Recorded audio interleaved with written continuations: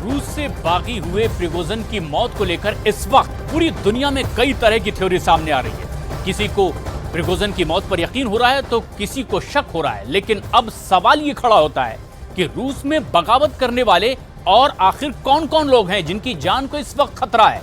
और इस वक्त रूस के एक जनरल भी बहुत ज्यादा डरे हुए हैं और साथ ही कई कमांडर भी हैं जो इस वक्त कांपते नजर आ रहे हैं।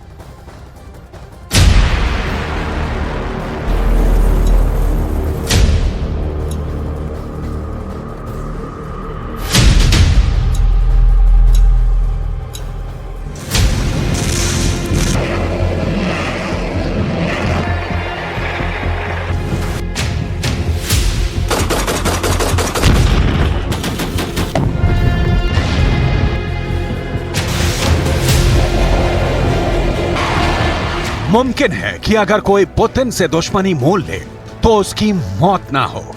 ज़ेलेंस्की खुद अभी तक खुल्लम खुल्ला यूक्रेन में घूम रहे हैं, यूरोप जा रहे हैं, हथियार ला रहे हैं, लेकिन येवगेनी प्रिगोजिन ने पुतिन के साथ जो किया था उसके बाद पुतिन से दुश्मनी का फॉर्मूला बदल चुका है।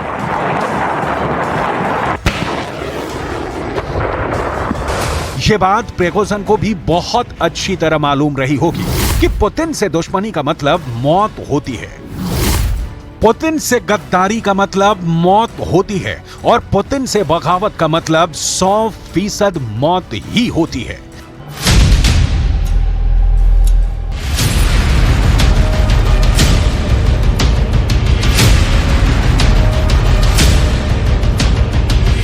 तेईस जून को जब प्रिगोजिन ने बगावत करके रोस्तोव से मॉस्को कूच करने का फैसला लिया था, तब एक तरह से उसने अपने अंत को दावत दे दी थी। अब यह इत्तेफाक कहा जाए या फिर कुछ और। 23 जून को येवगेनी प्रिगोजिन ने पुतिन के खिलाफ बगावत की और 23 अगस्त को प्रिगोजिन की प्लेन क्रैश में मौत हो गई। यानी बगावत करने के बाद प्रिगोजिन का काम सिर्फ 2 महीने में ही तमाम हो गया। पूरी दुनिया जानना चाहती है कि प्रिगोजिन के बाद कौन है वो दुश्मन, कौन है वो गद्दार और कौन है वो बागी जिसका अंत प्रिगोजिन जैसा हो सकता है।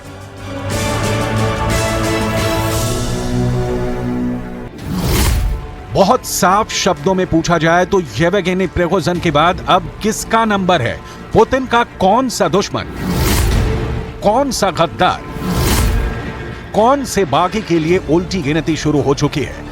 पुतिन रूस के दुश्मन को बर्बाद कर देते हैं, पुतिन रूस के गद्दार को खत्म कर देते हैं, पुतिन रूस से बगावत करने वाले को कतई माफ नहीं करते। ये बात पूरी दुनिया को मालूम है, इसलिए इस वक्त सबसे बड़ा खतरा एक ऐसे कमांडर पर मंडराने लगा है जिसे पुतिन ने सिर आंखों पर बैठाया, अपनी फौज की कमान सौंपी और उसे यूक्रेन पर फतह करने की जिम्मेदारी थी। ये है रूस का पूर्व जनरल सर्गेई सुरोविकिन, जो सीरिया के युद्ध में ISIS का काल बनकर उभरा था। वो 23 जून से पहले पुतिन का खासम खास था और 23 जून के बाद पुतिन के लिए सबसे बड़ा गद्दार बन गया।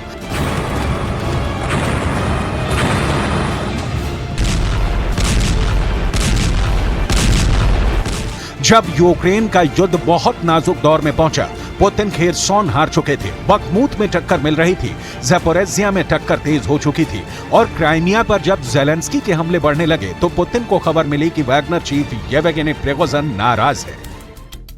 ये तस्वीरें 23 जून की ही हैं। ये रूस का रोस्तोव शहर है।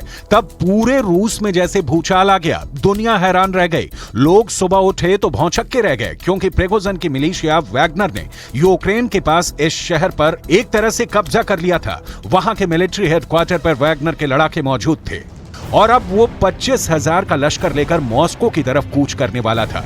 इसके बाद मॉस्को में उठापटक शुरू हुई और पुतिन ने जो ऑर्डर जारी किया उसके मुताबिक जनरल सर्गेई सुरोविकिन को एरोस्पेस चीफ के पद से बर्खास्त कर दिया गया था। पुतिन को पता चला था कि जनरल सर्गेई सुरोविकिन ने वैगनर चीफ प्रिगोजिन की मदद की है। इसके बाद सुरोविकिन को हिरासत में ले लिया गया। जांच में पता चला कि जनरल सुरोविकिन को वैगनर के विद्रोह के बारे में हफ्तों पहले से पता था, लेकिन उसने पुतिन को इस बारे में ना बताकर देशद्रोह किया। इसलिए सवाल फिर से कि क्या प्रिगोजिन के बाद अगला नंबर जनरल सर्गेई सुरोविकिन का है? हालांकि बगावत के अगले दिन सुरोविकिन के सुर बदले बदले से थे। सुरोविकिन के चेहरे पर एक जनरल, एक कमांडर का रौब गायब था। वो बोल वैगनर के खिलाफ रहा था, लेकिन उसकी आवाज में पुतिन से माफी और दया की भीख नजर आ रही थी। Призываю остановиться. Противник только и ждет, когда у нас обострится внутреннеполитическая обстановка. Нельзя играть на руку противника в эти тяжелые для страны время. रूस और यूक्रेन के युद्ध के बाद जो कुछ हो रहा है उसे देखकर आप अंदाजा लगा सकते हैं कि पुतिन के गुस्से का लेवल क्या रहा होगा।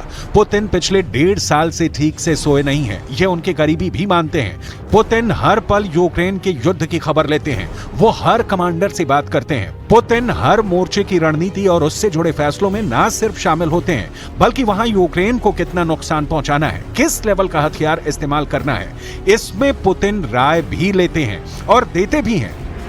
देखिए वो वीडियो जिसमें पुतिन एक कमांड पोस्ट पर गए थे और वहां उनकी मुलाकात सुरोविकिन से हुई। Верховный главнокомандующий Вооруженных сил Российской Федерации. Оперативный состав действует согласно моему расчету. Заместитель командующего генерал Суровикин. Товарищи офицеры, здравия желаю. ये बातें गवाह हैं कि जब पुतिन इस युद्ध में इतनी मेहनत कर रहे हैं, जब वो यूक्रेन को हराने के साथ नाटो को शिकस्त देने के लिए दिन रात प्लानिंग कर रहे हैं, तो जाहिर है कि वो अपने कमांडरों से भी पूरी वफादारी से काम की उम्मीद करते हैं। लेकिन वैगनर चीफ के साथ सुरोविकिन ने भी पुतिन को एक तरह से धोखा दिया। रूस के फैसले इसी तरफ इशारा करते हैं। इन्हीं सब बातों को देखकर पुतिन युद्ध को लेकर बहुत जज्बाती हो चुके हैं। यही वजह है कि पहले प्रिगोजिन और फिर सुरोविकिन के कर्मों को देखकर पुतिन के गुस्से का तापमान उतना ही ज्यादा बढ़ता गया। ये युद्ध वाले बुखार की वो स्टेज रही जिसमें अचानक से पुतिन को बड़े झटके देने शुरू कर दिए। अब तक रूस की मीडिया में ये भी कयास लगाए जाते रहे हैं कि सुरोविकिन को हिरासत में रखा गया है, वो पुतिन की सीक्रेट सर्विस के कब्जे में है। लेकिन सुरोविकिन की बेटी ने रूस के एक सोशल मीडिया चैनल को जून के आखिर में बताया था कि उसके पिता यानी सुरोविकिन को गिरफ्तार नहीं किया गया है। लेकिन अब अगस्त गुजरने वाला है और इस वक्त सुरोविकिन के ठिकाने का कुछ पता नहीं है।